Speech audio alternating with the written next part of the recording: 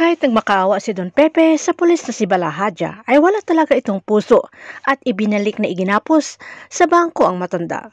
Dumating naman si Moira na kinumusta ang biyenan na galit sa kay Moira at sinabing kung patay na siya at nakita niya ang demonyong si Moira. Samantala hindi pa natapos ang katarantaduhan ni Moira, the Destroyer, ay may pinagawa na naman sa dating pulis na si Dax na ang pakay ay gawa ng masama na naman si Lynette na kasalukuyang tinutulungan nila Diyosa sa pagliligpit ng naiwang napakaraming hugasin pagkatapos sa kainan kasama ang kaibigan ni Doc Carlos.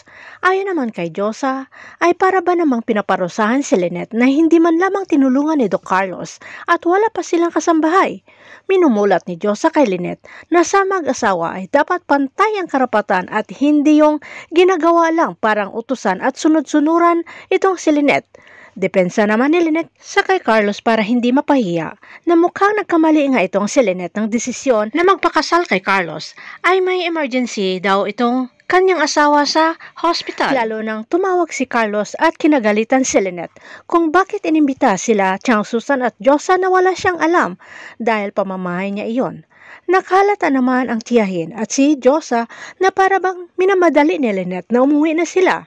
Na gusto pa sana ng dalawa uminom ng wine at aantayin si Doc Carlos. Ang di alam ng dalawa ay ibinili na ni Doc Carlos na ayaw niyang madatnan sila Chang Susan at Diyosa sa pamamahay niya. Unti-unti nang lumalabas ang tunay na kulay ni Carlos Benetes. Kailan matatauhan si Lynette na hindi karapat-dapat ang lalaki na pinakasalan niya? Abangan na lang natin ang susunod na episode dito sa Abot Kamay na Pangarap.